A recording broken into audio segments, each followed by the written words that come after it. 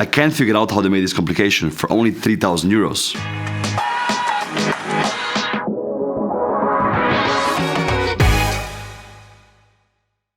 I was very excited when I found out that I can pick up my SpaceOne watch in Geneva, the carbon version of the Jump Hour models which I reviewed in May 2023, when the company was just launched. If you haven't seen that video, I will link in the description below.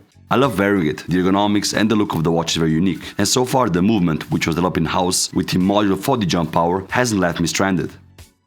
A year later, the young team behind SpaceOne is ready to launch their second model, which is on my wrist here, the Tellurium. What excites me the most is that the Tellurium looks nothing like the first SpaceOne. That's the idea behind the brand, to keep it exciting for us, the collectors, and to offer designs, complications and materials which usually cost tens of thousands of dollars, for a fraction of it.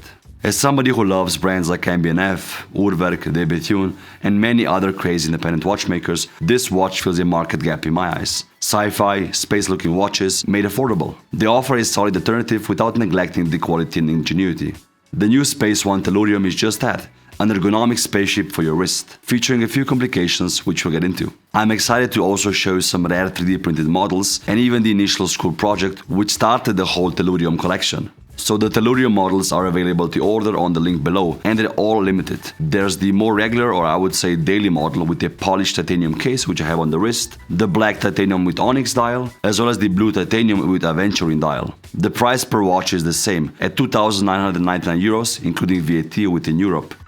The natural titanium model is limited to 300 pieces, whereas the black and the blue titanium models are limited to only 200 pieces each. Which model do you personally prefer? Let me know in the comment section below, I want to see which one wins. The case and the dial share the wow factor in my opinion. Hard to say which is more impressive. The longer I look at the watch, the more I discover. For design of the case, the dial, as well as the hands, the team at SpaceOne, led by Theo Auffret and Guillaume Laidet, brought in the help and imagination of Olivier Gamiette, a French car designer by day and a watch designer by night, as he states himself. He's been designing since 20 years, and also he made a nice book which I bought, which shows his unique creations. If you're into this kind of watches, check it out.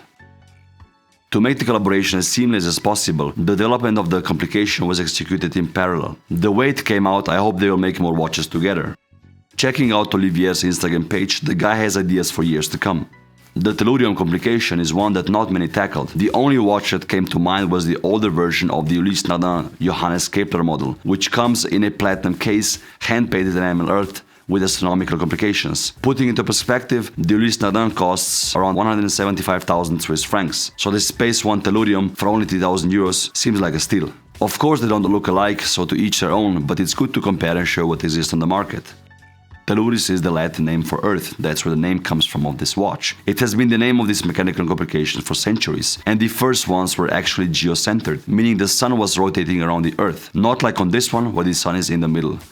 The model was inspired by this cool project made by Yves, one of the watchmakers working with Theo Auffret on his high-end timepieces. On the model I have in my hands, you can see that the sun is in the middle, and then when I rotate the lever, the moon will rotate around the Earth as well. Each day advancing and making a full rotation within 29.5 days.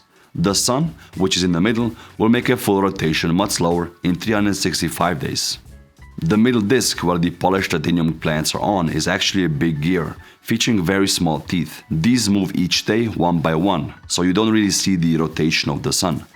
I love how the plants are floating above the disc, and due to the curved sapphire crystal, they have the required space to do so. This prototype case and movement is nice because I can show you an unobstructed view of this complication, and by turning the crown faster, changing essentially the date, you can observe how the moon rotates around the Earth in neat complication developed fully in-house, as I said, in Paris. Considering this complication and in-house ingenuity, they still managed to keep the case height at a wearable 16mm height. The watch is actually very comfortable on the wrist. It's made from two parts, both in grade 5 titanium. The carefully designed polished top part, which I can't imagine be easy to polish, and the lower sandblasted part of the case, featuring a few engravings and curved back lugs to fit the wrist better. The case is 42mm wide and 50mm lug to lug, which fits a lot of wrists. The crown, which is also made of titanium, is positioned at 12 o'clock to make the flow of the watch more organic. I really like the full commitment of the project, no stone was left unturned. The cool thing about this is that all the parts from the complications are made in Switzerland, in Geneva and Yverdon, and the cases and dials are made in Hong Kong, including a few other parts like the sapphire crystals and buckles, and the straps are from Deluxe in Singapore. I love wearing my SpaceOne jump power on the deluxe strap so far. It increased the comfort immensely, and you can purchase one for the Tellurium model as well on the SpaceOne website. The full assembly is done in the SpaceOne workshop in Paris. In case you wonder, the base movement uses the so-called PO24, part of the Festina watch group. A very reliable movement, which Theo knew, that's why he made the Complication on top of that. This collaborative effort also keeps the prices affordable. The dial is multi-layered and features also a jumping date and sliding month complication below at 6 o'clock. To complete the space theme, the dial features sparkly aventurine, one of my favorites especially for space-themed watches. The way that aventurine sparkles in sunlight is always mesmerizing, like it's made of tiny stars where the light reaches us at different times. The blued steel hands, which were designed by Olivier as well, float above the lower aventurine part and are uniquely shaped. They feature superluminova like the other inscriptions on the dial. The other components you see on the dial are made out of blued brass. There is no branding on the dial apart from the names of Theo Auffret and Olivier Gamiette. Most of that is written in the back, with the fun sentence "manufactured on Earth" and the solar system below, with the Sun in the middle, Mars on the left of it, and the Earth and Moon on the bottom right. The lower left planet is Jupiter and indicates the number of the watch, here 000, because this is a prototype.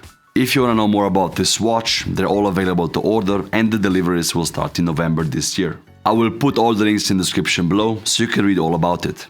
My favorite model is this natural titanium one, so I will definitely grab one for my personal collection. Which one would you choose? Thank you guys for watching, and as always, I'll see you next week.